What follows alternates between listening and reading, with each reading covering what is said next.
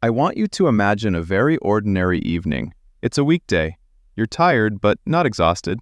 Work was fine. Not great, not terrible. You come home, maybe order something familiar for dinner, scroll for a bit, and think, I'm doing okay. Bills are paid. There's some money in the account. Life feels stable.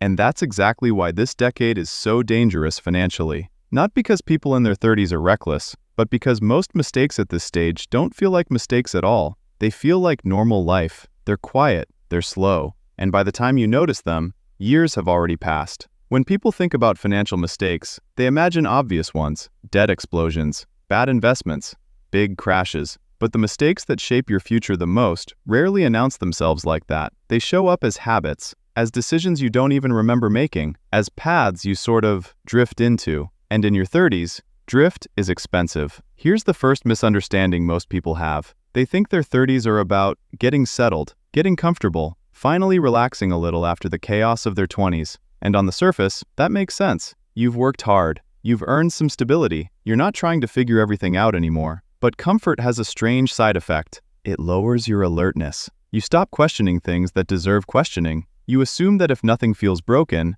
nothing needs fixing. And financially, that assumption quietly rewrites your future. One of the biggest quiet mistakes is confusing income growth with financial progress. In your 30s, many people finally start earning more. Not rich, but better. Enough to breathe a little. So they upgrade life accordingly. A slightly nicer place, more convenience, better food, more subscriptions, less friction. None of this feels irresponsible. In fact, it feels deserved. But here's what often happens underneath. Your expenses rise at almost the same speed as your income, sometimes faster. And because the changes happen gradually, you don't notice that your margin hasn't improved at all. You're still one unexpected expense away from stress. You're still dependent on the next paycheck. You're still telling yourself, once I earn a bit more, then I'll really get ahead. That then quietly moves further away every year. Another quiet mistake is postponing clarity. This is when you vaguely know you should understand your money better, but not today. You tell yourself you'll look into investing later. You'll optimize things later. You'll really get organized later. Because right now, life is busy, work is demanding, family expectations are real, and mentally, you feel stretched thin. So instead of clarity, you choose familiarity. You keep doing what you've been doing because it works well enough. But money doesn't punish confusion immediately. It waits. And that's what makes this mistake so costly. There's no alarm, no red warning light, just a slow leak in the background. Years later, people look back and say, I don't know where the time went. The time went into not deciding. Then there's the mistake almost no one talks about: using busyness as a substitute for direction. Your 30s are often full. Meetings, responsibilities, obligations. You feel productive. You are productive. But productivity without direction doesn't compound. You can work hard for a decade and still feel financially stuck if your effort isn't aligned with a clear strategy. And strategy doesn't mean some complicated plan. It just means knowing what actually matters for you. Most people never slow down enough to ask that. They let work decide their lifestyle. They let lifestyle decide their spending. They let spending decide their stress. And suddenly, they're busy maintaining a life they didn't consciously design. There's also a subtle emotional mistake that shows up in this decade. Comparison becomes quieter, but deeper. In your 20s, comparison is loud. Social media, flashy milestones, obvious differences. In your 30s, it's more internal. You see friends buying homes, starting businesses, seeming ahead. You don't necessarily feel jealous, you just feel behind. Even if your life is objectively fine, so you adjust your expectations upward without realizing it. You redefine what normal looks like, and your financial goals quietly drift away from your actual values. You're not chasing what you want anymore, you're chasing what feels acceptable. That's a dangerous shift. Another quiet mistake is assuming time is still flexible. In your 30s, time starts behaving differently. Not dramatically, just subtly. You have more obligations, fewer empty years ahead. Decisions carry more weight because reversing them is harder. But many people still think,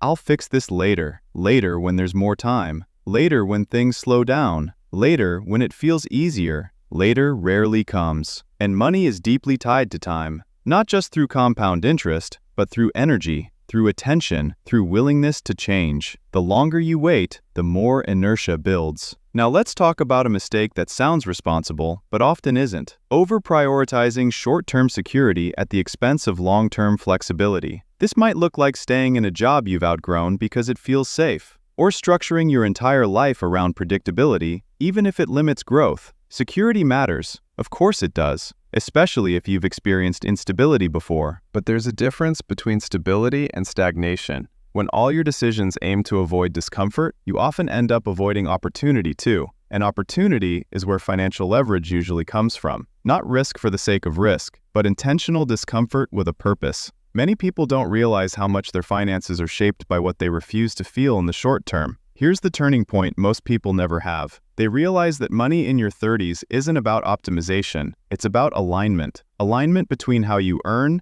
how you spend, how you save, and what you actually want your life to feel like. When those things are misaligned, no amount of income feels like enough. When they are aligned, progress becomes calmer, quieter, less stressful. You stop reacting to money and start relating to it. This mindset shift changes everything. Instead of asking, how can I make more? You start asking, what am I trying to protect? And what am I trying to grow? Instead of copying what others are doing, you define your own version of stability. Instead of chasing comfort, you build margin. Margin in your budget, margin in your time, margin in your decisions. Margin is what gives you peace. Practically, this doesn't require extreme changes. It starts with awareness, noticing where your money quietly goes, noticing what you avoid looking at, noticing which decisions you've been postponing. It might mean simplifying instead of upgrading, building a buffer before chasing returns, learning just enough to feel grounded instead of overwhelmed. It might mean accepting a little short-term discomfort so your future self isn't trapped. Small adjustments made consistently in your 30s compound more than dramatic changes made later. The goal isn't to be perfect with money.